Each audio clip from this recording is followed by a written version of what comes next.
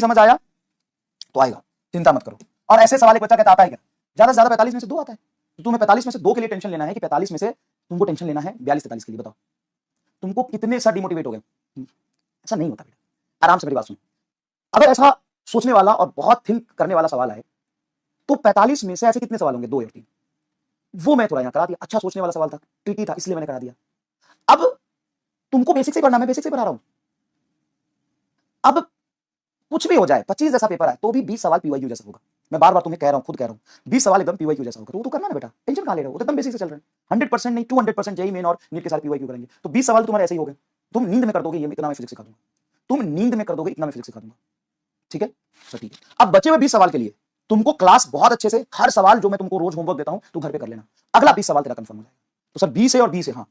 अब जो 3-4 सवाल बहुत मुश्किल आ गए, 25 जैसे पेपर की बात कर रहा हूं मैं, अगर 25 जैसा पेपर आया तो अब जो 4-5 सवाल जो बहुत आउट ऑफ द बॉक्स होगा, वो कितना भी पढ़ लेना, वो पढ़ने वाला जो इसको समझ रहा है ना, वो भी नहीं कर पाएगा। समझ गया भाई मेरे? प्लीज बात समझ।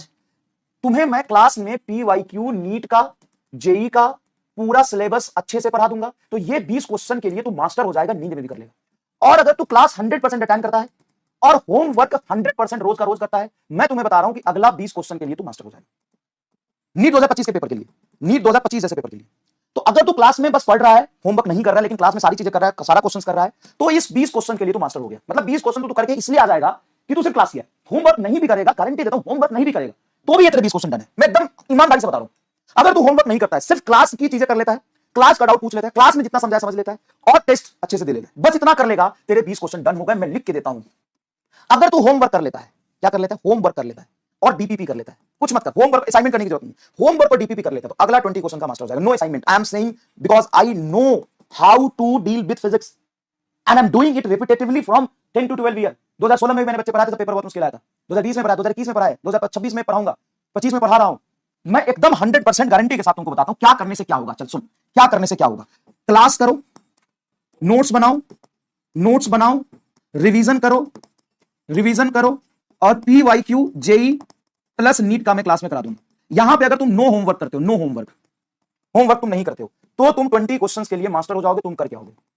लेकिन तुम्हें वहां पे 20 क्वेश्चन सेलेक्ट कर करके करना होगा। अच्छा समझ गए? कोई no homework, no DPP, no DPP, no homework, तो भी तुम 20 क्वेश्चन कर लोगे, 20 क्वेश्चन कर लोगे, 200% गारंटी के साथ बताता हूं। अगर तुम यही चीज रिपीट करते हो, यही चीज रिपीट करते हो with DPP and homework, with DPP and homework, कुछ नहीं करना है, विथ डीपीपी एंड होमवर्क और क्लास के सारे क्वेश्चन, तुम 35 to 40 क्वेश्चन के लिए मास्टर हो जाओगे।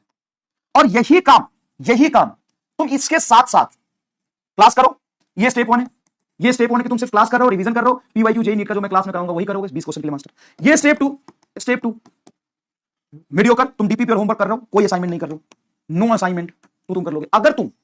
अगर तुम इसके साथ डीपीपी होमवर्क के साथ असाइनमेंट कर रहे हो और रेगुलर टेस्ट दे रहे हो, रेगुलर टेस्ट भी देना भाई, ऐसा नहीं कि टेस्ट ही नहीं दे रहे, असाइनमेंट भी कर रहे हो, तुम 42-43 क्वेश्चन के लिए, 43 to 45 क्वेश्चन के लिए मास्टर हो जाओ।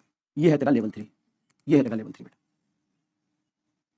अब तू डिफाइन कर ले कि तुमको क्या चाहिए। सर खाली क्लास करेंगे, क्लास नोट्स बनाएंगे, रिवीजन करेंगे और जेईई नीट के 100% पीवाईक्यू सर आप क्लास में करा दोगे, हाँ, कोई डीपीपी, कोई होमवर्क नहीं करना है तुम्हें, 20 क्वेश्चन डन हो जाएंगे। अब व्हाट यू वांट, क्या तुम्हें 20 क्वेश्चन करना है, करो, खत्म। अगर स्टेप 2 तुम क्लास कर रहे हो, नोट्स बना रहे हो, रिवीजन कर रहे हो, जेईई नीट की पीवाईक्यू कर रहे हो और डीपीपी और होमवर्क भी कर रहे हो, तो 35 क्वेश्चन के लिए एलिजिबल हो जाएगा। और अगर तुम क्लास कर रहे हो, नोट्स बना रहे हो, असाइनमेंट भी कर रहे हो, तो तुम लेवल 3 पे चले जाओगे, 42 से 45 क्वेश्चन के लिए मास्टर हो।